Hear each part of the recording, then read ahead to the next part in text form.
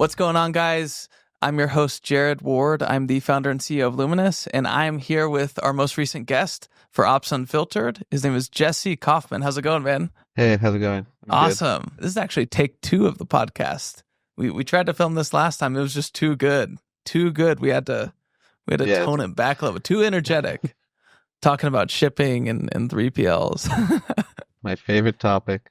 Exactly. Well, to kick things off, Jesse, we do business with you at Luminous. We got a couple shared customers. Who is ShippingTree and how did you build ShippingTree? Why are we talking here? Yeah, so we're a e-commerce focused but omnichannel 3PL. I started the business 8 years ago, and we primarily cater to the mid to like light enterprise size Shopify merchants. That's kind of the space we play in. Why omnichannel? Why is that such a differentiator for you? I think it's important for a 3PL to be able to plug and play into a merchant's ops stack and tech stack and everything. And you need to be able to support merchants wherever they want to sell. You have to be able to support that. A lot of our merchants these days are launching in Target or Sephora or Ulta. A lot of the big box retailers are kind of seeing like the hype and excitement around D2C brands or what were traditionally D2C brands and how they approach their products, and they want them in the stores. So we need to be able to support that. Doesn't every 3PL claim to be omni-channel? It's like every 3PL that started out as a D2C fulfillment center in their garage and grew into a warehouse, they all say like, oh yeah, you're expanding to Target. Like, we got you. Yeah, we used to say that as well, but there's like, and then we slowly realized or quickly realized that it's a whole different game. You need a lot of specialized tech and ops people on the floor to do it at like any meaningful scale. What is the specialized ops and tech that you have now that makes you uniquely suited as an omni-channel 3PL? We've invested a ton into EDI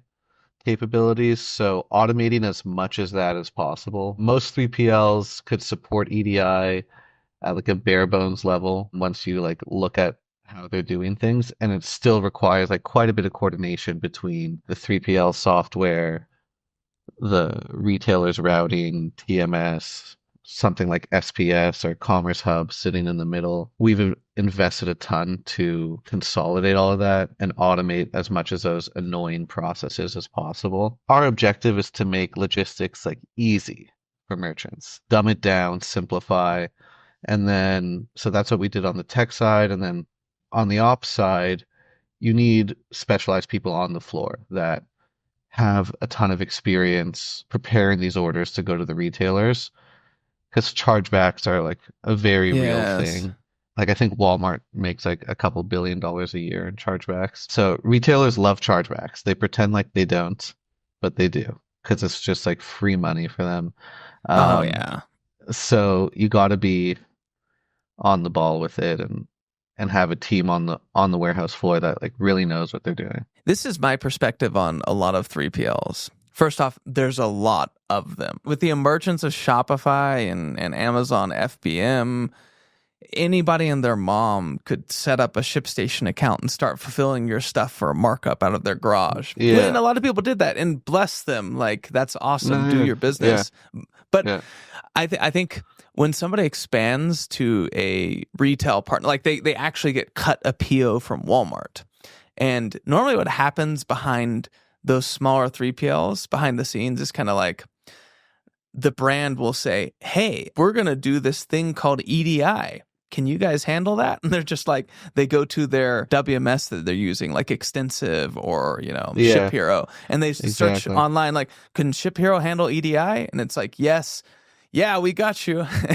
and then they dive into this world where it's like GS1 labels and chargebacks, and they don't even have the faintest idea. Yeah, routing guides that are like that big. Oh yeah. So it sounds like you guys have you've already been through the years of trauma and trouble, and you've built the tech and the infrastructure around all those needs, which is special. Yeah, exactly. Yeah, it takes time. It was a big time and money investment to dial it in, and we're still working and adding features every day. Everybody has Shopify to thank for people's expectations of ease of use. We get it all the time at Luminous, and I'm sure you guys get this all the time because of Amazon FBA and Shopify. Everything is just so easy. Like you just turn on a listing and things happen. Yeah. And in the logistics world, it's just, especially wholesale EDI, it's just not that easy. That's why I started building ShippingTree and why we decided to build our own software 8 years ago. There was just nothing that compared to like that Web 2.0 SaaS iPhone app type experience that like Shopify created for the space. And it was my belief like there needs to be something like that for 3PLs. At the time, there wasn't much. Yeah, I think I started like a year after ShipBob or 2 years after ShipBob. Now, Ship Hero does a great job for those smaller 3PLs. Like, right, provides that ease of use and everything. So ShippingTree, how would you explain your custom tech? Is it mainly in the WMS realm? Is it in like analytics dashboard? Like, how would you describe the system? So there's like the ShippingTree facing side of the tech, and then the merchant side of the tech. So that's how I would kind of delineate it. In the middle of those two sides is an OMS, essentially. That OMS is the same for our team as it is for the merchants. So we're always like looking at the same thing as the merchants in that respect.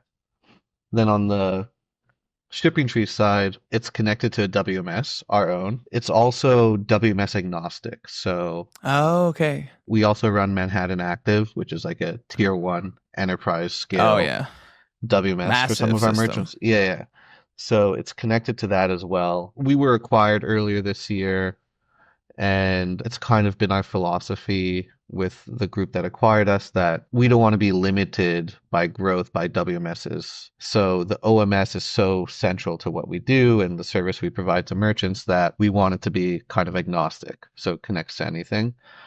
And then on the merchant side, they have that full OMS. They have reporting and dashboards as well, and just a ton of like self-help tools.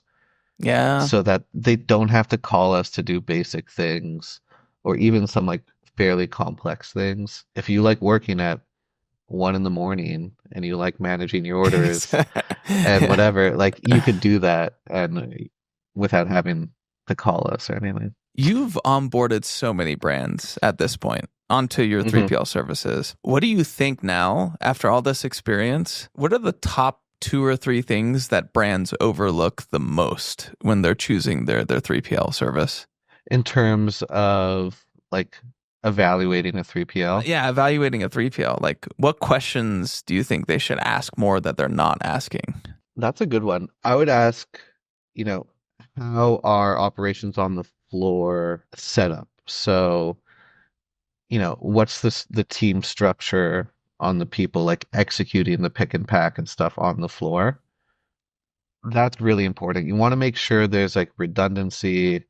If, people take a floating holiday or they're sick or something, like there's backup. It's not just going to stop. I would also, in that same vein, ask like what sort of shifts they run. We run 7 days a week out of most of our warehouses. A couple of them might be 6 days a week, but that's really important for consistency. Like if Amazon shut down for the weekends, they would have like 30 million orders on Monday, and same thing for us, albeit at like a way smaller scale, but it's still, you need that consistent output so that you don't fall behind as a 3PL. So any 3PLs that take the weekend off, it just sets up the next week for headaches, in my opinion. I would try to drill in on like staff in the warehouse. And then initial filters, like once you filter through, like the filters you should set to kind of get to your last couple 3PL candidates would be tech stack and locations. So how easy is their tech stack going to integrate with your tech stack? You don't want headaches there. You want your data available where you want your data. And you don't want to be like at the mercy of the 3PL's limitations on like where your data is going to be and what format, etc. And then locations, there's a lot of talk on Twitter about like multi-location and stuff. Doesn't matter. Just choose one central location. depends on the product you're selling and everything, but Right. it matters a lot. Let's move to a segment now. So this segment is stuff that crappy 3PLs say. So if somebody doesn't have that redundancy that you're talking about, what are some red flag, like what are some things that they'll be saying if it's just like some dude running ShipStation in his garage? Like what is he going to say when there's no redundancy? Yeah, he'll just say like we have I would watch out for like call outs like zero downtime Yeah. or you know yeah, or like super crazy metrics. It's just a red flag.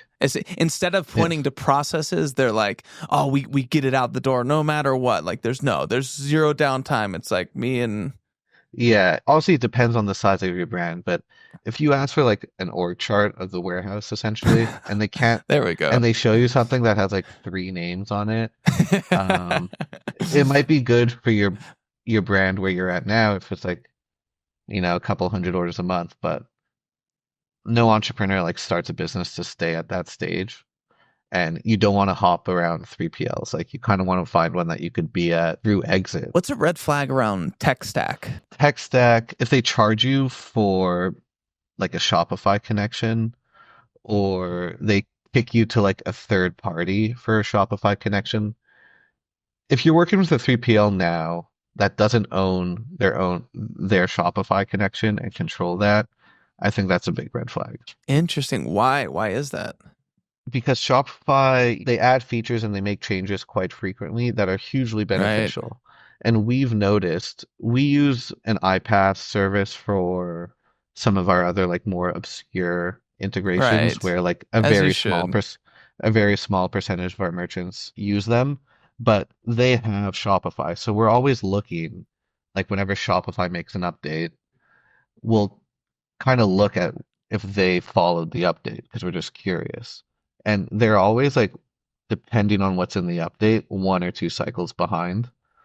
Whereas like we're able to support things like Shopify Flow almost like the day it's announced. We're building that. It sounds like you have infrastructure for integrations upkeep or basic Correct, upkeep with these important things. Yeah, we have an engineering team and we have people assigned pretty much to maintain Shopify as like that's their main priority, to maintain and improve that Shopify integration. Would you say that this statement is true or false? If a 3PL is currently strictly on a legacy system, say they're running like NetSuite's WMS or Dynamics 365 or Manhattan, and that's their core piece of tech, which is they're known for being really notoriously difficult to integrate into, especially like talk about like a Shopify integration. Man, jamming Shopify into Manhattan or any of those newer channels that frequently get updated, it feels like those legacy systems are always lagging behind. What's your take on that? I tend to agree with that. Going into a different topic, everybody thinks that delivery should happen like next day or within 2 days.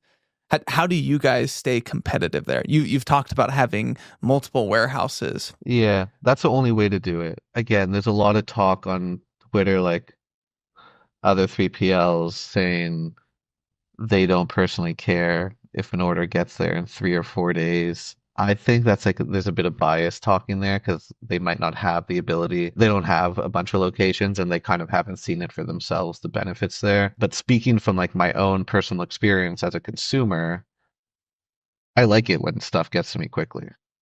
Like I think everybody does. Yeah, like why would I'd much rather 1 or 2 days than 3 or 4 days. It's like not even a question. I wouldn't necessarily pay more for 1 or 2 days versus 3 or 4 days.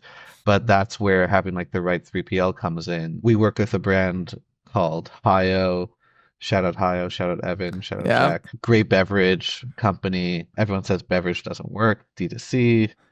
We've kind of proved that wrong with them. It could if done properly. Hio e-commerce orders deliver on average under 3 days.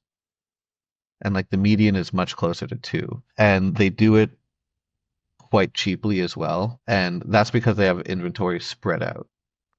Now, it's a much better experience for their customers getting it in 1 or 2 days Oh yeah. versus everything shipping out of a central location. Ohio, with the way they have it set up with us right now, shipping is cheaper. So they're paying much less for shipping than they would if they were just shipping out of one location, even if it's the most central location in the US. And shipping is faster. So I don't understand people that say multi-location is overrated. Certainly doesn't fit every brand. Like if you're a big apparel company, Right. it's extremely hard to do properly. But for consumables and like CPG products, it's kind of like a magic bullet, honestly. From my experience, I feel like the biggest problem with multi-location that 3PLs run into is it's very challenging to and I'm going to hit on why I think your OMS tech is that big differentiator. It's because most 3PLs they don't have the technology to take in all types of order data and then conditionally split it to different locations. It's actually like it's a challenging thing to do. Is that something that ShippingTree does really well? Yeah, we do it. I wouldn't say like we're not as good at it as Amazon. We just don't have the Right. density to do it like that. All the data our merchants need to make their own decisions, we put that in their hands. And if the goal is to get down to the last unit as a replenishment is coming into the warehouse, that's like, extremely hard to do. Like you almost have to get lucky, I would say. Yeah. But if the goal is to run down like to the last 5 or 10% of your inventory and the replenishment comes in, that's a much easier threshold to meet. And it just depends on the brand and like their tech stack that they have. So something like Luminous helps a lot with that. The data we provide helps a lot with that as well. Very cool. Well, isn't there something also to be said, multi-location with more cost-effective shipping? Like the Yeah, brands will exactly. they won't have to pay so much shipping to zone 7 or Yeah, it's faster and cheaper. Like back to that Pio example, when they were at one warehouse, average shipping zone was zone 6. And they were kind of lucky with that because like they were shipping out of SoCal and most of their customers were in SoCal. exactly, yeah. So then they went to 2 locations. We opened up in Ohio with them. I think their average went down to zone 5. So not a huge difference, but people started, on average, started getting a lot more people, like their East Coast customers started getting their orders in that 3-day range. Then we opened up a third location with them in Dallas, and that's when things really, their Ah, average their average zone is now zone 4, very, very which cool. if you look at rate cards from the carriers, zone 4 is like it's cheap. Doing multi-location properly, it's faster and cheaper. The Right. only drag is splitting the inventory. And once you go through the exercises a few times and you kind of set, as a brand, you set up that infrastructure with transportation and your co-packers, and you kind of dial in the data that you're getting from the 3PL over your ERPs or whatever you're using, you could set it on autopilot essentially. So, those first few replenishments might be a little hectic, but once you've got those reps, it's not such a big deal anymore. Sustainability is such a big thing nowadays when it comes to packaging that your 3PLs use. What are you guys doing in that arena? We don't use any plastics or try to minimize the use of plastics. Any plastics we do use or we're like asked to use, we make sure they're like those new biodegradable. Got it. I'm not even sure if they're like technically plastics, but they're biodegradable or recycled. Again, we minimize that as much as possible. So like our default void fill is craft paper, not those air pillows or bubble wrap or anything like that. We have some beverage brands that sell glass bottles. We use those like pulp trays, so it's like a recyclable paper like material. And then again with multi-location, if you think about it, packages are going shorter distances, so there's less emissions per package. So multi-location actually does help a little bit. and we include carbon offsets automatically with our postage partner EasyPost. We use them as a aggregator for all the carriers we work with. Mm-hmm. We've made a deal with them that every package we ship, we buy carbon offsets for. Wow, that's very cool. Yeah. What brand do you think does the sustainable packaging the best? Do you have can you shout out one of your brands that you think has awesome sustainable packaging? Hio does a really good job. Another one of our brands, Parallel, does a really good job. Yeah, okay. There's a couple I'm not sure if I'm allowed to Right. mention that come to mind that do a good job. Another one that's not a customer that does a really good job is Seed. Oh Um, yeah, yeah. yeah, I'm friends with someone high up there, and I'm always like blown away with their packaging initiatives and stuff. It's pretty cool. Like I don't know if they still do it, but they were importing like packaging materials from Italy and stuff. Like Wow. going like way above and It's beyond. extra mile. Yeah, Yeah. yeah, yeah. Yeah. What about expansion globally? That's kind of also become a hot topic recently. The omni-channel conversation has been happening for the past decade. It segues really well into the expansion to global markets. So people wanting to do FBA in different countries. What does ShippingTree do to help brands expand globally? And what's your position on that expansion? So we only have warehouses in the US. We work with a couple of great international carriers, so Passport and Globally being our two providers of choice there. They both have really good solutions and solutions within solutions on how to attack global markets. My personal opinion is the North American market. I'm going to throw Canada in there, even though it's tiny, but it's easy to ship to. The North American market is so big, and the threshold for like market saturation in the US is so high that brands should really focus on that, in my opinion, until they're at a certain scale. And I think it depends like what your category is to what that scale might be.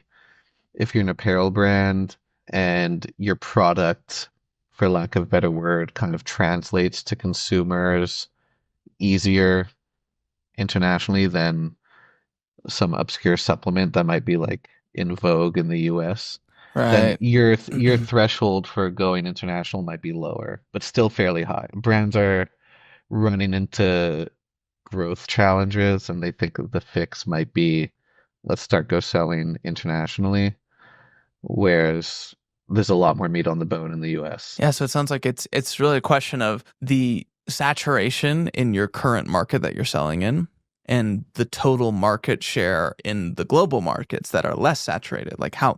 What does that actually mean in dollars? Like if you could take over, because if the market share is so small or it's like super saturated in Canada or in Europe, then might not be a good idea. Sounds like you got to crunch some numbers.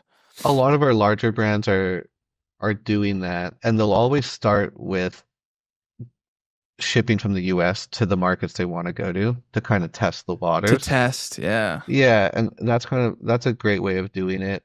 If you really want to get serious about international expansion, you have to have localized inventory, in my opinion. Got it. So, Okay. yeah. Well, switching gears a little bit, this is more of a selfish question. So, Luminous, this is how I would put it. We help brands that use 3PLs, like hmm ShippingTree, prioritize their own data, particularly more like on I would say more the top of the chain data. So, how important is it, do you think, for brands to have their own system of record and not just see their 3PL's technology as like, oh, this is my system of record? It is to a certain extent, but do you think it's Very important for important. brands to prioritize their own data? Yeah, totally. I do think it's really important. We always tell merchants once they get to a certain size, like, you should probably look into an ERP of some sort. Using ShippingTree as like the source of truth up to, 20, 30, 40 million in revenue, you might be able to get away with it. But, you know, once you're scaling, you're going to want, there's a lot more data points that you're going to want interacting with your shipping data points that aren't going to come into ShippingTree. And so you're going to be like splicing that in Excel or something. It just doesn't seem very sophisticated. So we always tell merchants at a certain point, and I think we've introduced a few to Luminous, that like, hey, you might benefit from this, you know. It's funny how we both have come to the same conclusion. I say the exact same thing. So I brands that use 3PLs and that are omnichannel, I break them down into two segments. It's really simple. It's either they purchase and route raw materials to different spots before they go to the 3PL, or they don't. And so the brands that we've noticed, that the brands that don't have to do like purchasing of raw materials and stuff and all that complex, like external manufacturing through co-manufacturers, yeah, the threshold is typically like at 30 or 40 million is about where you need your own system. For the brands who are purchasing a lot of raw materials and they're having to do a lot of coordinating before it even gets to the 3PL, it's like more like 20 million-ish, 15 to 25. Yeah, That's kind of what we see. Yeah, that makes sense. Switching gears to more of like a personal question. How long have you been CEO for of ShippingTree? 8 years. So technically I'm no longer CEO. We were acquired earlier this year. Still like super involved in the business. Not much has changed. But yeah, I was CEO for 8 years. Okay. Well, and those were 8 consequential years when it comes to like e-commerce and brands expanding to wholesale, and like there's so many trends that you've seen. What's your biggest learning experience as a CEO in a really fast moving world? Pay more for really good talent. So if you're hiring for a role and someone comes in that you think is exceptional and he or she is like 10, 20, 30% above what you were willing to spend, like I promise you that delta is going to be you would gladly pay that down the line if you go with versus going with a cheaper candidate. So pay up for good talent. So it's kind of like my main advice for people building businesses. Do you have a positive or a negative experience where you underpaid somebody and it was a disaster, or an experience where you overpaid and it's like, oh wow, this guy just owns his stuff? Both. Yeah, I've had experiences where I didn't hire someone because they wanted more money than I was willing to pay, than I thought was appropriate. I'll never know if that person would have been a superstar, to be frank. But I do know that the person I hired instead was not a superstar and is no longer, they're probably no longer at the company. But if it's a consequential role, especially like early on in your business, don't pinch pennies on hiring talent. Okay. Well, here's my last question. Say Jesse is starting a brand today. With all of the trends happening right now, how would you think about your expansion strategy as a brand? Let's say you launched, you've gotten some product market fit on Shopify. You're like a beverage brand or something, and you've just broken 5 million. You've proven that like, okay, this thing works. Yeah. What channels are you going to and why? Beverage, I'm going retail, and I'm going retail like hard, hiring a sales team, probably putting Shopify on the back burner a little bit, letting it simmer. I wouldn't put a ton into growth. But yeah, it's beverage, it's all like physical retail is where the big money is made, I would say, like the generational life-changing money. And for that, you need really experienced people on the floor in a warehouse preparing retail. You need a really experienced sales team like out there in the wild dialing in your retail experience. So you need people like boots on the ground, driving hours every day, store to store, market after market, making sure your product looks good in the store, talking to buyers in the store, talking to people stocking the shelves in the store, getting as many like data touch points as you can. Retail is a big part of the category. That's kind of what you have to do. Something like supplements is so well suited to D2C. I think you go hard Shopify, hard Amazon, again, hire really good talent. One of the brands that uses us, Obvi, man, they crush it direct to consumer.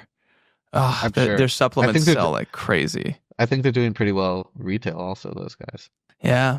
I think I saw they're in like all the Walmart or a Yeah. lot of Walmarts. I'm not sure if they're nationwide, but What about TikTok Shop? Would you be experimenting there? yeah, why not? Until it's like banned. Yeah. Until it's banned completely, like might as well hedge. So, Yeah. I wouldn't be going all in on TikTok, but Well, here's the ultimate question. Would you outsource to a 3PL or not? Would you get your own warehouse because you know what goes behind the scenes of 3PLs, or were you just like, no, 3PL all the right, way? like off the bat, I would outsource, yeah. Almost right off the bat, yeah. Okay. And you'd probably use ShippingTree, right? Yeah, they would give me if I could get good pricing from ShippingTree, I think. Okay. Well, very cool. That's basically all the questions I have. I thought that was a great episode. I think brands watching can really get some good value about the state of the 3PL market. What's a good 3PL? What's a not good 3PL? A lot of practical advice for brands. Anything else that you want to say? Where can people find you, and what are you up to now? So they could find me on Twitter, email me, jesse@shippingtree.co. I'm still very much in the weeds of ShippingTree, still find it really fun. So I'll be doing that for the time being. So yeah, if you have any questions, feel free to reach out if you want to talk 3PL strategy or anything. Also would like to shout out a couple of my friends. Ryan Bennett, really good consultant if you're looking for a 3PL to run a process for you or just analyze your 3PL's data, whatever you want to do, anything 3PL shipping related. Ryan Bennett's kind of a wizard there. You can find him on Twitter and LinkedIn pretty easily. And then Matt Hertz as well at Third Person, really good at running processes and kind of matchmaking for brands and 3PLs. So just want to give those two guys a shout out. Yeah. Awesome. Well, thanks for joining us today, Jesse. We'll see everybody next time.